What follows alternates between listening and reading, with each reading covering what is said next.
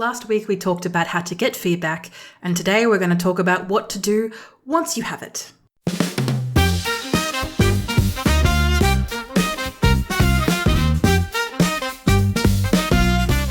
You're listening to the VIC Podcasters podcast, your bite-sized slice of podcasting know-how. We're here to connect Victorian podcasters. Whether you're just starting, a seasoned pro, or stuck in the one day I will phase, stop dreaming and dive in. Join our email list or hop onto our Facebook and LinkedIn groups for updates, resources, and a supportive community. Because podcasting is better when we do it together. VIC Podcasters is proudly produced on Wadawurrung land. Sorting the good, the bad, and the useless. So let's talk constructive and deconstructive feedback. So you've already done all the work to make sure you ask for people to give you feedback. And you can get this feedback via emails, via DMs, via comments, via shares. However you get your feedback, if there is a bit too much for you, try moving it to a different platform that is easier for you to check, like a spreadsheet. Or if it's small enough that you're able to look at each case one by one, see how you go. But first of all, from here, once you've got some feedback, it's time to decide whether the feedback is constructive, as in something that is going to help you, or is it deconstructive, something that is not helpful to you right now, maybe in the future, but not right now. So for example, constructive feedback that is useful, maybe, I love the topic, but the audio is rough. That is a good example to give you something actionable that you can improve, that you can research, that you can do something about. Compared to, this sucks, stop podcasting. That's not very useful, is it? And it's also deconstructive feedback. Now, as you can imagine, most people, I'm going to tell you now, aren't that angry. Despite the internet being a place of interesting people, you're not going to get a lot of that anger. You're probably going to get a lot of people not giving much of a rat's ass, but there is also people who are willing and genuinely wanting to give you useful feedback. Check out the VIC Podcasters Facebook, email, newsletter, and LinkedIn groups for good, constructive feedback. Trolls versus honest critics. If it's just rude, if the comment or if the response is just rude, ignore it. If multiple people mention the same issue, pay attention. Because if multiple people are mentioning it, then it's probably a big enough deal for multiple people to say something about it. Hey listener, I'm just pausing your podcasting experience to let you know that I have my own podcast, the Unboring Your Brand podcast. It's branding, but make it unboring. Smashing your goals while laughing and listening to Unboring Your Brand podcast. Check it out wherever your podcatcher says that you can. You can find the one that's by the Video Confidence Coach. And that's me. And now back to your scheduled programming. So, what it means to take action. First of all, you think about the immediate fixes.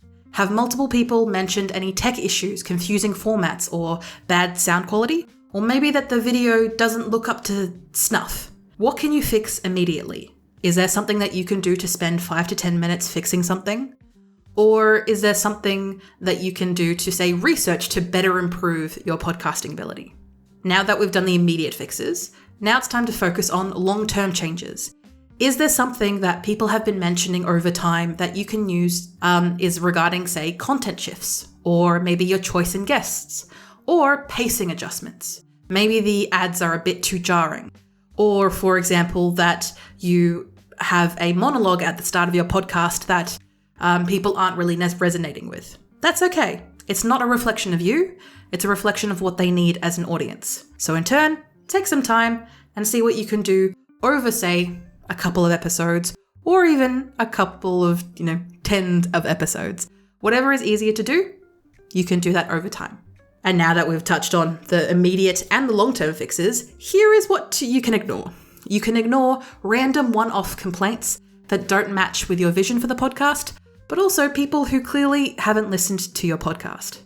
Because there is plenty of people who yap on the internet doesn't mean they all have something worthwhile to say. And now that you've gotten the feedback and you've been able to process it into an action or been able to ignore it, here is how to respond without losing your cool. So publicly, especially on social media, review sites, and other areas that are publicly available, thank them for listening and acknowledge any good points that they have. Even if it isn't fully positive, making sure that you acknowledge the good points and thank them is a great start. Don't fight the trolls. It's a trap. That's all they want. They want you to be antagonistic like a bully in primary school. So in those moments, just ignore them and they'll dissipate into the ether. For private emails or DMs, and it requires, say, a more in-depth conversation, maybe take it offline. Or, if it's possible, ask them a series of questions with really detailed answers. They can't just give you a yes or no, and see if they respond. People aren't inclined and don't have to respond, but it might make it easier for you to be able to actually use the feedback more effectively, especially in these private DMs and emails. Always think with gratitude, even when it stings.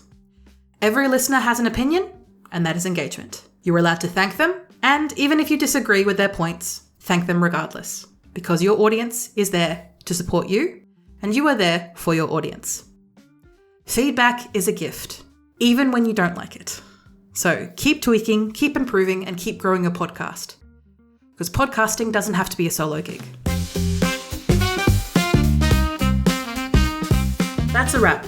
Remember, we're here every week to share quick tips, updates, and the occasional bad joke. Feeling inspired? Good. Now hit record, or go to the show notes of this episode for a backstage pass experience of the Victorian podcasting scene.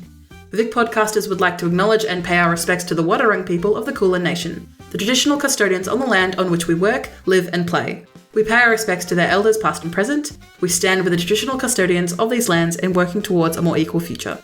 Always was, always will be Aboriginal land. And remember, podcasting doesn't have to be a solo gig.